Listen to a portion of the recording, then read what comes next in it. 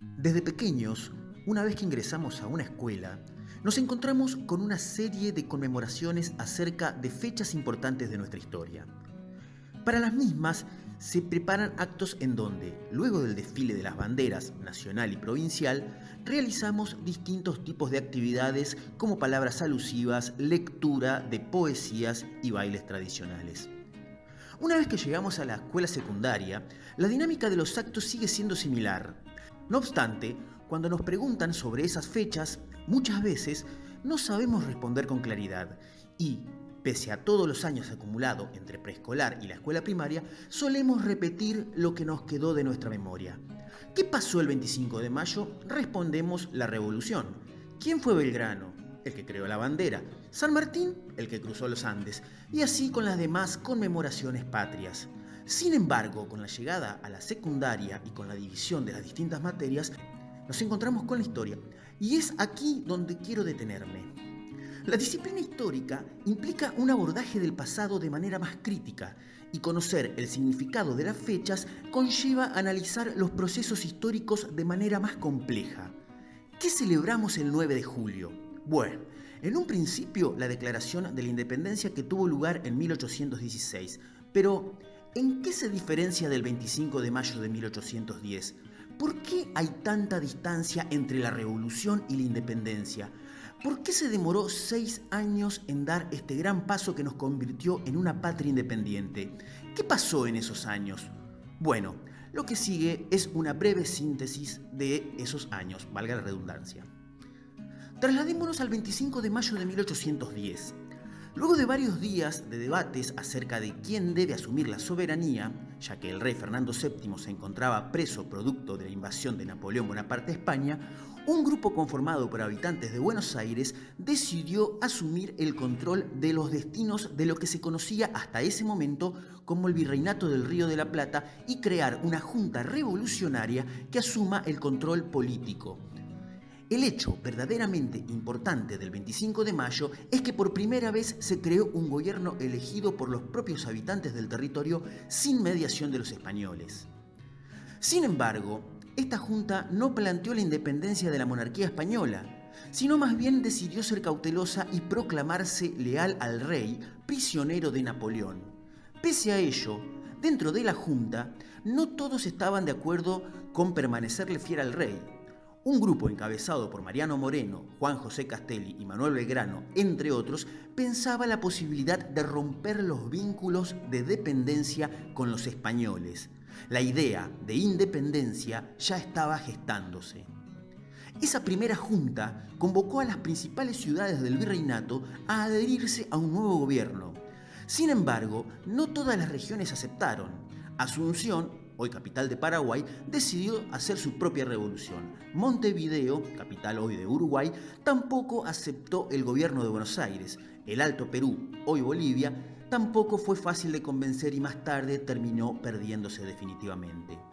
Las otras ciudades que sí aceptaron pasaron a formar parte de lo que se llamó la Junta Grande, pero al ser precisamente tan amplia en cantidad de representantes, se decidió optar por nombrar un triunvirato, un órgano ejecutivo compuesto por 3 miembros que se encargasen de los destinos del ex virreinato que pasará a llamarse Provincias Unidas del Río de la Plata. El primero inició el 23 de septiembre de 1811 hasta el 8 de octubre de 1812 y el segundo triunvirato tuvo lugar entre octubre de 1812 y enero de 1814. ¿Qué fue lo más importante que pasó en ese periodo? Entre otras cosas, lo más importante fue sin duda la Asamblea General Constituyente y Soberana del año 1813, también conocida como la Asamblea del año 13. En ella se establecieron medidas verdaderamente revolucionarias.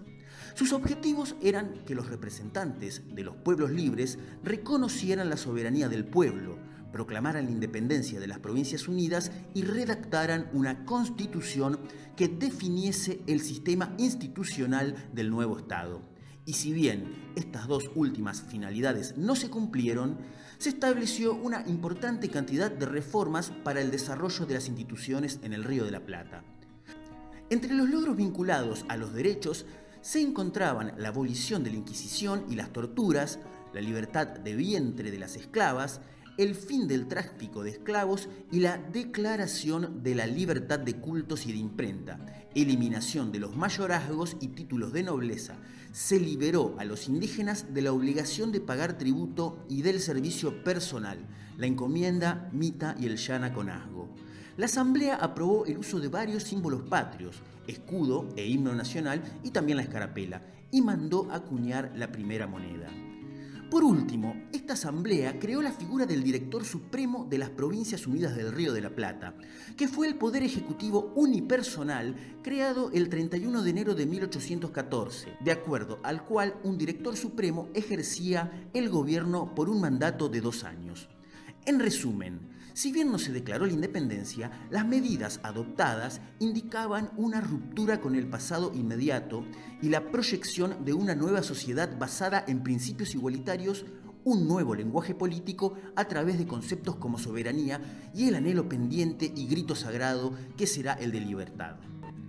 Estos años, que van desde 1810 y en adelante, no serán del todo fáciles, ya que con la revolución vendrá inevitablemente la guerra, y esta se hará constante y se agudizará con el correr de los años. Esta guerra se presentará en todo el territorio y se desarrollará en 2 frentes: el externo, con los realistas, ejércitos leales al rey de España que querían terminar con los gobiernos revolucionarios, y el interno, entre las diferentes regiones, hoy provincias, y Buenos Aires, ciudad que quería imponer sus condiciones al resto del territorio sin tener en consideración sus autonomías ni sus formas de gobierno. En este contexto de revolución y guerra, en 1814 se produce un hecho que marcará a fuego los destinos de nuestra incipiente nación. El rey de España vuelve al trono luego de estar preso y va a querer recuperar a como dé lugar a las colonias, teniendo éxito en la mayor parte del territorio americano. Para 1816, solo las Provincias Unidas del Río de la Plata van a quedar en pie.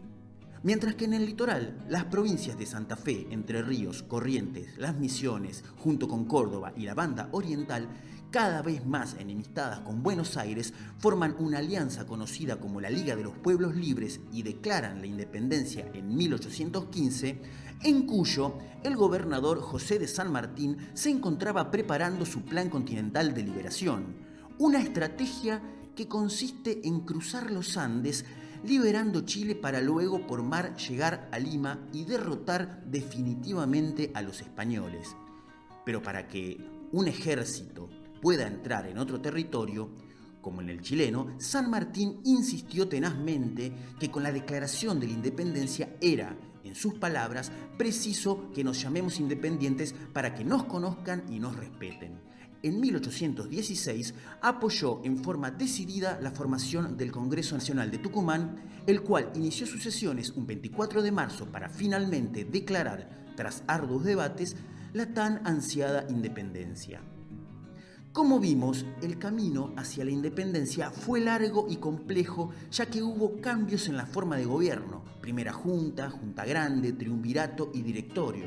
Se dieron los primeros pasos con las medidas adoptadas por la Asamblea del año 13, siempre en un contexto en donde la guerra se hacía cada vez más aguda y la revolución tambaleaba ante el avance de los españoles y de los conflictos internos. Pese a todas esas adversidades, el 9 de julio, nuestra joven patria dio el paso inicial, fundamental, pero sobre todo irreversible. El grito de libertad se hizo sentir en todos los pueblos libres del mundo. El gran pueblo argentino iniciaba su vida independiente. Y con esto finaliza el video del día de hoy.